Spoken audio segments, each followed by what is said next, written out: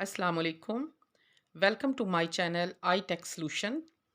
इससे पहले कि मैं आज की अपनी वीडियो स्टार्ट करूं, मैं आप सबसे रिक्वेस्ट करती हूं कि मेरे चैनल आई टेक सॉल्यूशन को सब्सक्राइब करें, लाइक करें और शेयर करें।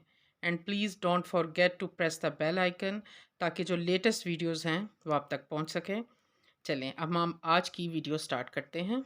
Today we will discuss about scanners and reading devices. पहले मैं छोटा-सा आपको उसकी ये देती हूँ इंट्रोडक्शन के स्कैनर्स होते क्या हैं। स्कैनर्स बेसिकली क्या करते हैं कि ये रीड करते हैं डाटा को और इन्फॉर्मेशन को किसी भी सोर्स से। वो सोर्स क्या हो सकता है? वो कोई रिटन डॉक्यूमेंट भी हो सकता है, प्राइस टैग भी हो सकता है, कोई ग्राफ़िकल इमेज भी हो सकता है और फ़ोटोग्राफ भी होती है। ये स्कैन करने के बाद क्या करता है, इस डाटा को उस फॉर्म में कन्वर्ट कर देता है जो कि कंप्यूटर को समझ आता है और फिर कंप्यूटर उस पे प्रोसेसिंग करता है। आज की वीडियो में, आज के लेक्चर में हम डिफरेंट टाइप्स ऑफ स्कैनर्स और रीडिंग डिवाइसेस के बारे में पढ़ेंगे।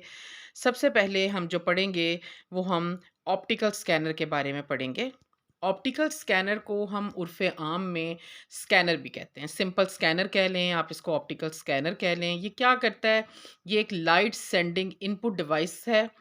It reads printed text and graphics and translates it in digital form और फिर इसको ये सेव कर लेता है कंप्यूटर में फॉर फर्दर प्रोसेसिंग। वो प्रोसेसिंग क्या-क्या हो सकती है? आपने जो इन्फॉर्मेशन स्कैन की है, जो डाटा स्कैन किया है, आप उसको स्क्रीन के ऊपर डिस्प्लेड फॉर्म में देख सकते हो। It can be printed on the paper, it can also be sent via email, it can also be pasted on a web page and it can also be stored permanently for later use. अब थोड़ा-सा हम इसके बारे में discuss करते हैं कि इसका जो इमेज है, जो बनता है, उसकी क्वालिटी किस चीज़ पे डिपेंड करती है। तो उसकी क्वालिटी डिपेंड करती है रेज़ोल्यूशन पे। रेज़ोल्यूशन एक टिपिकल इमेज स्कैनर की 300 से लेकर 600 डीपीआई होती है। डीपीआई स्टैंड्स फॉर डॉट्स पर इंच। यानी उस इमेज को बनाने के लिए 1 इंच के अंदर कितने डॉट्स इनलाइटन हुए हैं, तो वो इमेज बना। ये जितने ज़्यादा डेंसर होंगे, ये जितनी इसकी रेज़ोल्यूशन ज़्यादा होगी, जितना इसके जो है वो डीपीआई ज़्यादा होगी, उतनी ही आपका जो स्कैनर है, उसकी क्वालिटी जो है इमेज की बहुत अच्छी बनेगी। प्रोफ़ेशनल स्कैनर्स जो हैं, वो यूजुअली स्कैन करते हैं एट अबाउट 1200 डीपीआई और इससे भी हायर डीपीआई के ऊपर स्कैन करते हैं। जितने आपके स्कैनर की रेज़ोल्यूशन ज़्यादा होगी, डीपीआई डॉट्स पर इंच ज़्यादा होंगे, जब आप उस फ़ाइल को सेव करोगे, तो उसका साइज़ जो है वो भी ज़्यादा होगा। नेक्स्ट जो हम डिस्कस करेंगे, हम ऑप्टिकल रीडर्स के बारे में डिस्कस करेंगे। ऑप्टिकल रीडर क्या है? ये एक डिवाइस होता है that uses a light source to read characters, marks and codes. After reading क्या करता है? It converts them into the digital data that can be processed by computer. इसके अंदर हम 2 टेक्नीक्स, 2 टेक्नोलॉजी और फिर उस टेक्नोलॉजी को डील करने वाले डिवाइसेस के बारे में पढ़ेंगे। हम डिस्कस करेंगे ओसीआर और ओएमआर के बारे में। First of all we discuss about OCR. OCR क्या है? OCR stands for optical character recognition. क्या है? ये एक टेक्नोलॉजी है that reads type written, computer printed और hand written characters from ordinary documents. जैसे आपकी बुक्स के ऊपर, किसी न्यूज़पेपर के ऊपर, कहीं किसी जर्नल के ऊपर, कहीं पर भी एक ऑर्डिनरी डॉक्यूमेंट होता है। It translate the image into a form that can be recognized by a computer. और जो कॉमन ओसीआर डिवाइस है, जिस तरह आप देख भी सकते हो, एक पिक मैंने लगाई है कि एक हैंड हेल्ड वैन रीडर होता है और ये डिपार्टमेंटल स्टोर में भी इस्तेमाल होता है, जहाँ पर वो कोड पढ़ने के लिए और जो उसके ऊपर इंफॉर्मेशन होती है प्रोडक्ट की, उसके लिए यूज़ होता है। और it is used to read retail price tags. और किस तरह से करता है? By reflecting light on printed characters. Next जो हम टेक्नोलॉजी यूज़ करेंगे that is optical mark recognition. इसको हम ओएमआर भी कहते हैं। इसको मैं पढ़ाने से पहले या इसको स्टार्ट करने से पहले इसकी बेस्ट एग्जांपल मैं आपको देती हूँ कि जैसे आप एमसीक्यूज़ क्वेश्चंस करते हो, उसके अंदर आपके पास एक सर्कल होता है ऑप्शन में, या एक स्क्वायर होता है, उसके अंदर आप अपनी इंक जो है उसको भर देते हो, जिसको आपने, जिस तरह ए बी सी डी है, आपको लगता है कि जी ए जो है ऑप्शन ठीक है, तो आप ए का जो नीचे सर्कल है उसको फिल कर देते हो इंक से। तो ये जो ओएमआर है, इसकी मदद से ही आपके इस किस्म के जो एमसीक्यूज़ हैं, मल्टीपल चॉइस टेस्ट हैं, वो चेक होते हैं। तो अब हम इसको देखते हैं कि ये क्या है। It is also called mark sensing device. These devices use light beam to read data. The data is converted into digital signals. The signals are then sent to the computer for further processing.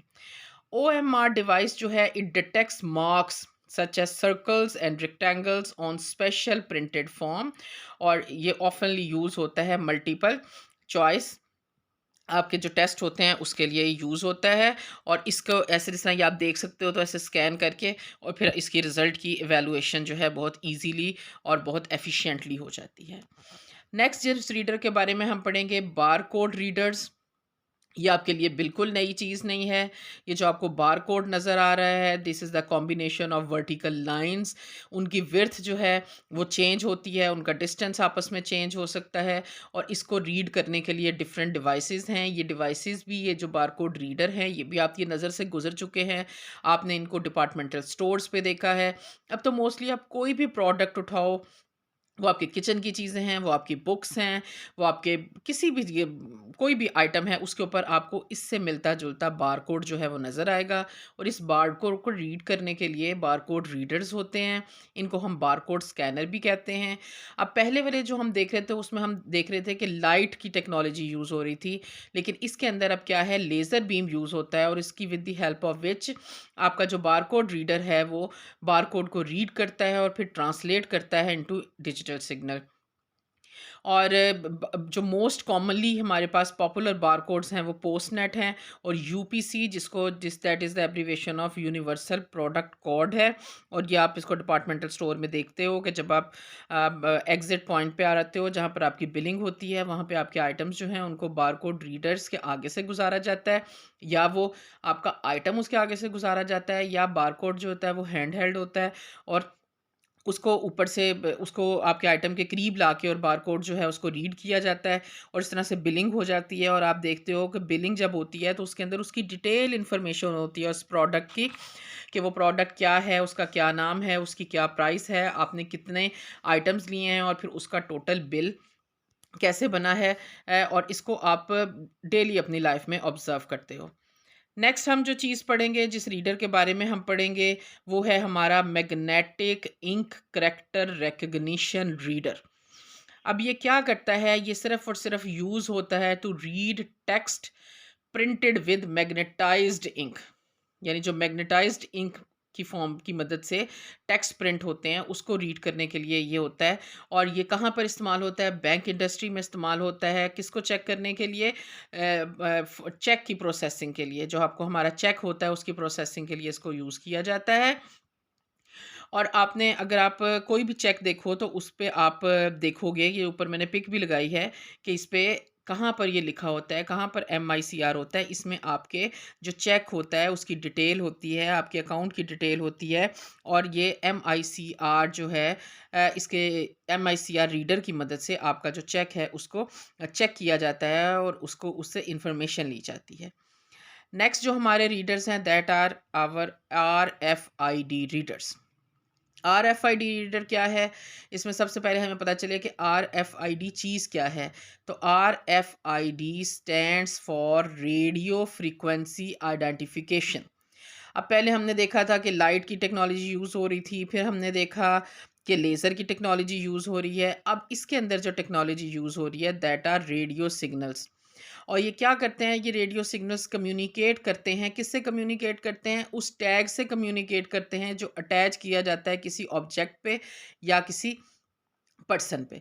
और इसकी जो बहुत ज़्यादा आपने observe किया है toll प्लाज़ाज़ पे इसको ऑब्ज़र्व किया है कि उसके ऊपर एक आपने देखा होगा कि एक एम टैग या ई टैग की एक लेन अलग ही होती है और वहाँ पे जो गाड़ियाँ हैं, जो दूसरी व्हीकल्स हैं, वो गुज़रती जा रही हैं और उनको रोका नहीं जाता। लेकिन दूसरे एंड पे आप देखते हो तो लोग रुकते हैं और फिर अपना जो है उसका टोल प्लाज़ा का जो टैक्स है वो पे करते हैं।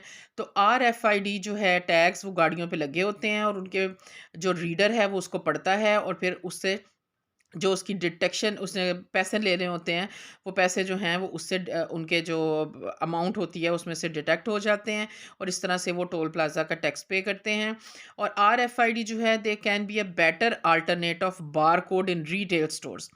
अब रिटेल स्टोर में अब ये क्या है कि जैसे ही अगर ये टैग्स लगे हुए हैं तो जैसे ही जी वहाँ से उठाया आपने कोई आइटम, उसके बाद आपने उसको अपनी बास्केट में रखा, तो वहीं से ही आरएफआईडी रीडर जो हैं वो इन्फॉर्मेशन लेने लग जाएँगे और एट द एंड जब आप पहुँचोगे चेक पॉइंट के ऊपर जहाँ से आपका एग्ज़िट पॉइंट है, जहाँ पे आपकी बिलिंग है, तो आपको वहाँ पर ज़रूरत नहीं पड़ेगी दोबारा से कि सारे आइटम्स निकाले जाएँ और उनको दोबारा से आप उसको करते हो, स्कैन करो, ऐसा कुछ नहीं होगा।